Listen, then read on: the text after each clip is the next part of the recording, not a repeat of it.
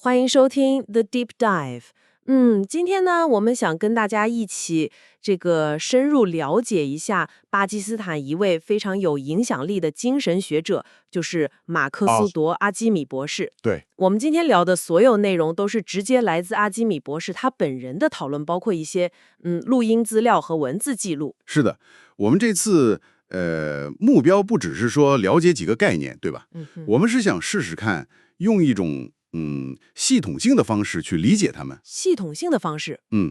阿基米博士的这些教诲，他提供了一个挺独特的视角，就是鼓励我们把这种灵性探索，看作是一门可以理解，甚至可以学习的科学。精神科学这个词，一听就感觉有点挑战性啊，因为我们一般觉得科学是研究物质的，灵性是内在的，有点说不清道不明的。对，把这两个放一起，还要说这个古老的智慧能建成一门科学，这本身就挺吸引人的。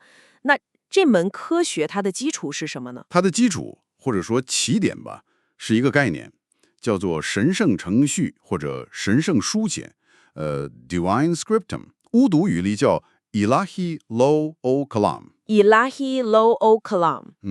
这里要强调一下，它不是说圣经里摩西拿的那种，就是实体的石板。哦，明白了，不是物理的东西。那它到底指什么？像一个宇宙的总程序代码？可以这么去理解，它更像是指安拉，就是上帝，在创造万物的时候，依据的那个最根本的程序，或者说是一个形而上的蓝图。形而上的蓝图。对，它也被叫做受保护的书版 Lohei Mahfuz。你可以想象成是宇宙的一个终极数据库，数据库。或者说是安拉自身的那个记忆库，里面包含了所有被创造物的本质信息和潜能。安拉的记忆库。哇，这个概念很宏大。那这个宇宙级的记忆库跟我们普通人有什么直接关系吗？关系非常直接，而且很深刻。根据阿基米博士的观点呢，我们每个人的记忆，他称为 Hafiza。对 Hafiza， 这个 Hafiza 呢，实际上就是那个宏大的神圣记忆库 Lohei Mahfuz 在个体层面的一个反应，或者说一个副本啊。所以我的记忆不光是我个人的经历，它还连着一个更大的源头。正是这样。而且更进一步说呢，我们每个人的内在核心呢，都有一个神圣本质点。神圣本质点 Nuqta Hazat。 对 Nuqta Hazat， 这就像是造物主在我们心里点燃的一点神圣的火花，它是我们意识的源头，里面呢蕴含着和造物主相似的属性，比如创造力啊、知识啊、爱啊这些。哇，听起来我们内在的潜力真是巨大的。那资料里还提到安拉向亚当吹入灵魂，还教他瞑目，这个在阿基米博士的体系里怎么解释？吹入灵魂呢，可以理解为是神圣生命能量的注入，它激活了我们内在那个神圣本质点。激活了。对，而教导瞑目就是 Ilmu Asma， 这个可以理解成是赋予了我们去理解和运用这些内在潜能的操作手册。操作手册 Yomulas 吗？对，或者说知识，就好像你拿到一台超级计算机，这是你的潜能，对吧？同时呢，也给了你怎么用这台计算机的说明书，这就是瞑目的知识。哦，有潜能，也有了使用说明。那我们扮演的角色是什么？资料里用了一个词 Khalifa。 是的 ，Khalifa 这个词，经常翻译成代理者或者管理者。代理者。意思就是说，人类在地上的使命，就是要通过有意识的去运用我们被赋予的那些内在属性和知识，就是 Ilm Lasma， 在世界上展现和实践这些神圣的品质。简单说，就是要学习怎么做一个负责任的、有创造力的共同创造者。这个框架确实很鼓舞人心啊！我们内在有神圣的火花，有使用说明，还有明确的使命。但是你刚才提到这些知识好像以前是秘密传授的。是的。那我后来为什么会变成一门能公开学习的精神科学了呢？这个转变很重要。在过去呢，这类比较深刻的灵性知识，很多时候确实是像你说的，师徒之间心口相传、私下里教的。这种方式叫做新传知识 Ilmesina， 这有它的时代背景，可能跟当时社会整体的接受程度啊，还有保密性的需要有关。那是什么促使了这个变化呢？是根据阿基民博士的导师，就是卡兰达尔·巴巴奥利亚的指示。他认为呢，时代变了。时代变了。对，随着人类整体意识水平的提升，这些知识需要被系统化、结构化的整理出来，变成一门可以公开传授和学习的学科。他称之为精神科学 （Ruhani Science） 或者叫超心理学 （Parapsychology）。精神科学、超心理学。目的就是让所有真诚寻求理解的人，不管你是什么背景，都有机会接触和学习。这背后是不是也有避免就是个人崇拜的考虑？资料里好像提到了。没错，这个原因非常关键。强调这种系统化的、科学的方法，就是为了让学习的人把注意力放在知识本身，也就是说了什么，关注内容，而不是过度关注是谁说的。这样有助于避免把导师神化，就是所谓的个人崇拜 （personality worship）。有道理。就像 Hazrat Ali 说的那样，不要看说话的人，要看他说的话。知识的真伪和价值在它本身，而不是传递者的光环。这确实让知识的传播更纯粹。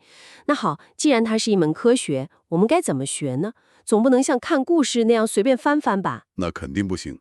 学习精神科学的，得像学，比如说物理学这种严谨的学科一样去对待。像学物理，对，你需要理解它的基本定义、核心法则、运作原理，还有那些专门术语，得系统的学。比如说做笔记呀、归纳总结呀、反复思考。就像学物理得先搞清楚什么是力，什么是能量，什么是质量，理解它们的关系和定律。那精神科学它也有类似的基础概念和框架吗？完全正确。卡兰达尔·巴巴奥利亚就给这门科学奠定了很清晰的基础。其中一个核心框架就是我们前面提到的比喻书版体系 （Law Column）。这个体系里呢，包含了一些基本原理，有时候叫做七项常诵的 Sabah min al-Mafani， 他们是理解这个精神宇宙观的基础。比喻书版框架听起来像是这门科学的元素周期表或者基本定律之类的。能给我们介绍几个核心的要素吗？不用全说，挑几个关键的就行。好的，我们不必抠每一个细节，但可以看几个关键的支柱。首先是神圣本质 Zat， 这是万物的终极源头，超越一切概念和形态。然后呢，是宇宙建立在队友或者成对的基础上，就是 pairs。队友成对。你看，从原子结构里的正负电荷，到生物的雌雄，再到概念上的光明黑暗，这种成对性到处都是。队友性，这个确实很多哲学和科学里都提到过。那关于我们内在世界呢？这个框架怎么说？这个框架也深入分析了内在的运作，比如他提到了我们内在意识流动的几个阶段，或者说过程，有时候用象征性的4条河流 Char Nehrain 来比喻。4条河流。对，想象一下，一个想法怎么产生的？可能先有个模糊的念头或印象，这叫 Waham， 念头。然后呢，它开始具体化，你在脑子里想象，这叫Khayal，还要想象。接了，你心里可能形成更清晰的图像或者构思，这叫 Tasawwur， 构思。最后呢，这个想法可能触动你的情感，变成一种内在的感觉或者知觉，这叫 Ihras， 感觉。Wahan， 还要 Tasawwur Ihras， 从模糊念头到内在感受，这个过程如果能有意识地去观察，确实能帮我们更好理解自己啊。是这样的。那关于我们的感官呢？我们常说五感，这个框架有什么不一样吗？这个点非常有意思。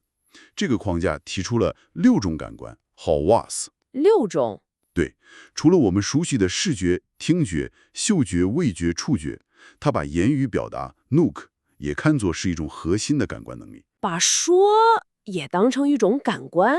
那这挺新颖的。而且资料里好像还提到，我们平常理解的五感还有更深的意思。是的，这个更关键。阿奇米博士解释说呢，我们所谓的五感，更准确的说，是指我们的感官能力运作的5个不同的层面或者说速度。5个层面或速度。对，这5个层面对应着不同的意识状态。最基本的就是我们醒着时候的物理层面 （physical），然后呢是夜间或者潜意识层面 （nocturnal）。据说这时候感官运作速度会大大提升。提升多少？资料里提到大概70倍，这跟我们的梦境啊、直觉啊有关。哇，70倍。再往上还有更高层次的感知状态，比如超日、超觉层面 （extradiurnal），以及跟死亡和后世相关的层面。重点是理解我们的感知能力不是单一固定的，它是多维度、能变化的。哦，所以我们的感知力其实比日常体验到的要丰富得多，只是在不同意识状态下运作速度和方式不一样。这确实打开了新思路。那我们之前聊到个体的记忆 Hafiza 是神圣记忆库 Loe 莫夫子的反应。对，资料里还区分了另一个书，叫被记录之书 Kitabu Markum， 它和 Hafiza 是什么关系？这个区分非常精妙。受保护的书版 Loe Mahfuz 是那个总的神圣的蓝图和记忆库，对吧？而被记录之书 Kitabu Markum 实际上就是我们每个人的个体记忆记录，也就是我们的 Hafiza 本身。Kitabu Markum 就是 Hafiza。可以这么说，它详细记录了我们这一生所有的思想、意图、行为，以及这一切跟那个神圣蓝图 Loe Mahfuz 是多么吻合，或者说偏差了多少。也就是说 Kitabu Markum 就是我们个人的生命记录，存在我们的 Hafiza， 也就是记忆里面。完全正确。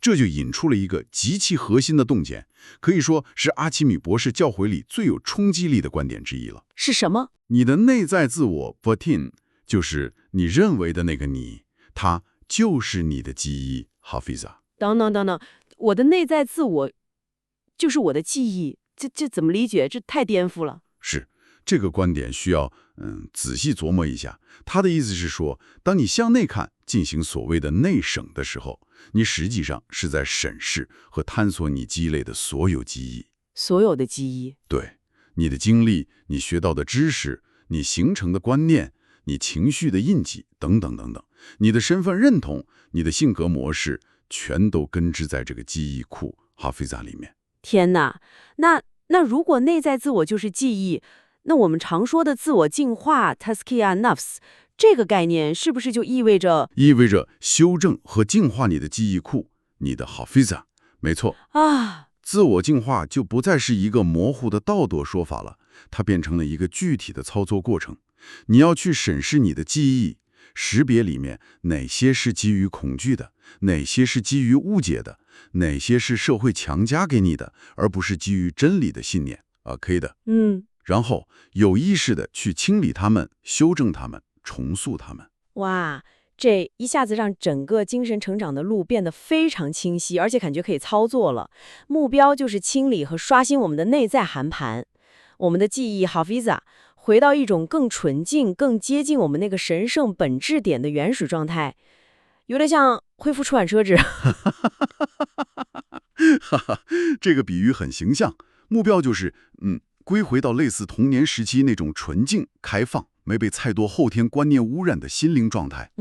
清除掉那些我们不经审视就接受的社会规范呢、文化偏见呢，还有那些限制性的信念，让内在那个神圣的火花能更明亮的燃烧。那有没有一些具体的实践方法，能帮我们做这种记忆清理或者说内存优化呢？有的，这个体系提供了一些具体的练习方法，目的就是训练心智，增强意志力，并且深入探索和净化记忆。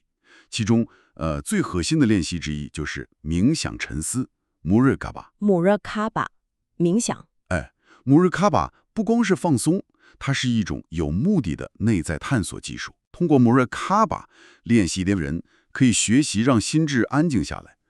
资料里提到一个原则，挺有意思的：身体静止 （Saket） 的时候，心智会变得活跃，这有利于思考和创造。身体静，脑子活。对，而当心智也静止 sakit 下来的时候，灵魂或者说更深的意识层面会变得活跃。心静，灵魂活。就是这个意思。在姆热卡巴的状态下，人就能更清楚地看见自己的思维模式、情绪反应，还有他们背后的记忆根源。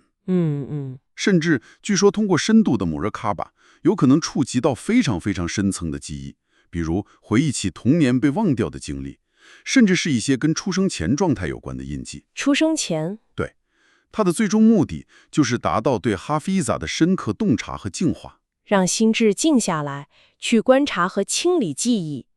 这个听起来很有挑战，但也感觉很有力量。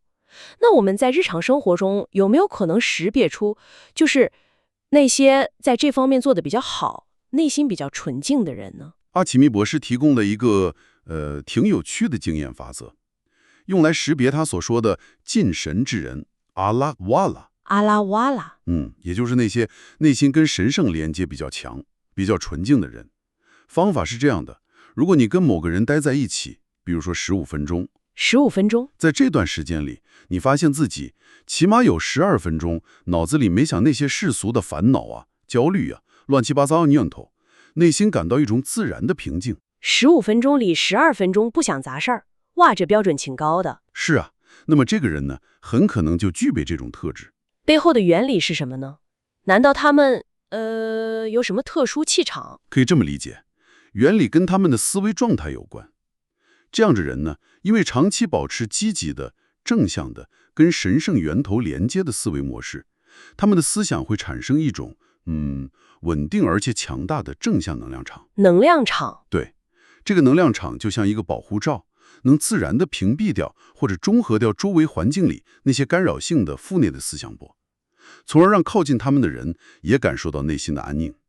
这个跟阿奇米博士提到的色与光理论 Nazaria Ron-Onul 有关系。色与光理论，这又是什么？这个理论的核心观点是，思想波就是卡雅的那些 waves， 是比光波、声波这些更根本的能量形式。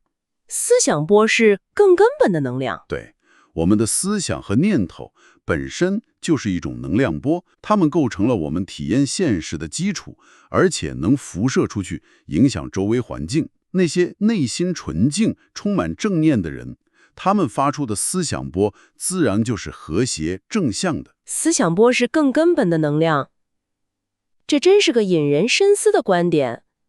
它也让我想起另一个相关的现象，就是为什么有些特别虔诚的人，比如历史上的圣贤，还有殉道者、守哈的，他们的身体在去世后很长时间，甚至据说不会被大地分解。这背后有什么精神科学的解释吗？阿奇米博士用了一个非常巧妙的比喻，磁铁。磁铁？对，一块普通的铁和一块磁铁，它们的化学成分都是铁原子，对吧？区别在哪儿？区别在内部结构。磁铁里面的分子是朝一个方向排的，所以有磁力。完全正确。普通铁块的分子排列是乱七八糟的，所以不显磁性。那么在精神层面呢？那些被称为忠诚者 Siddiqin 或者殉道者的人，他们一生都致力于让自己的思想、言语和行为跟安拉的教诲，也就是那个神圣蓝图保持高度一致。这种持续的校准和奉献，就像给他们的生命注入了一股强大的精神电流。这股电流使得他们的意识甚至身体的微观粒子都像磁铁的分子一样，变得高度有序，并且都朝着一个方向，朝着神圣的源头。正是这个意思。这种内在意识和外在身体粒子的高度有序性和统一的朝向，就在他们身体周围形成了一种强大的保护性的精神能量场。这个能量场非常稳定，能够抵抗自然界通常的分解过程，所以他们的物理身体得以保存。这不是什么魔法，而是精神法则运作的结果，是内在秩序的外在显化。用有序性来解释，非常有启发性啊。他把一个看起来很神秘的现象还原到了一个可以理解的原理上。那么，要达到这种内在的有序性，或者说要想能够纯粹的接收和传递这些深刻的精神知识，需要具备什么样的基础品质呢？最核心的2个品质是纯净真诚 ，sidq 组可靠平和 ，amin。sidq 和 amin 这两个词在伊斯兰文化里经常听到，特别是形容先知穆罕默德，愿主福安之。他们具体指什么品质呢？ sidq 诚实、真诚，在这里不光是指不说谎，更深层的是说，在接收和传递知识的时候，能保持绝对的纯粹和客观。纯粹客观。对，不掺杂个人的私心、好恶、偏见或者自己的想象。我们的心智啊，很容易不自觉地就对接收到的信息进行加工、扭曲，甚至添油加醋。这种对原始信息的歪曲，在精神科学里叫做 Kharafat。 荒谬曲解。有 sidq 品质的人，能像一面干净的镜子一样反映真实。Amin 可靠、值得信赖，则意味着内心稳定、平和，能够承载和保管好被赋予的知识或责任，不易轻易动摇，不因为外界干扰而改变。所以要真诚地反映真实，并且内心稳定可靠，这是学习和传承这门科学的基础。是的，你看，先知穆罕默德，愿主福安之，在他被赋予先知使命之前，就早因为他的 Sadiq 诚实者和 Amin 可靠者的品质闻名了。这并非偶然，这说明这两种品质是承载神圣启示和知识的先决条件。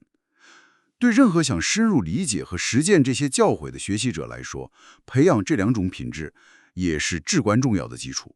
我们今天确实深入探讨了很多啊，从那个神圣蓝图 Loa Mahfuz 到它在我们内在记忆 Hafisa 里的反应。从过去的秘传知识到系统化的精神科学，再到那个核心的洞见，就是把内在自我看作是记忆，把进化看作是记忆的修正。对，还有像 Morakaba 这样的实践方法，以及思想波是根本能量的观点。没错，关键的线索就是这个灵性探索可以被理解成一个有结构、有原理的过程。我们的内在记忆 Hafisa 是这个过程的核心，它不光记录过去，更塑造我们当下的自我认识和未来的可能性。而自我进化的旅程，本质上就是一场有意识的记忆管理和心灵重塑。同时，我们也接触到了像感官的多重层面、意识的阶梯，比如七重天，还有内在秩序对外在显化的影响，比如那个身体不腐的现象等等。这些结构性的概念都为我们理解精神实相提供了一个不同的框架。那么，基于我们今天聊的所有内容，我想最后留给你一个问题，可以深入思考一下。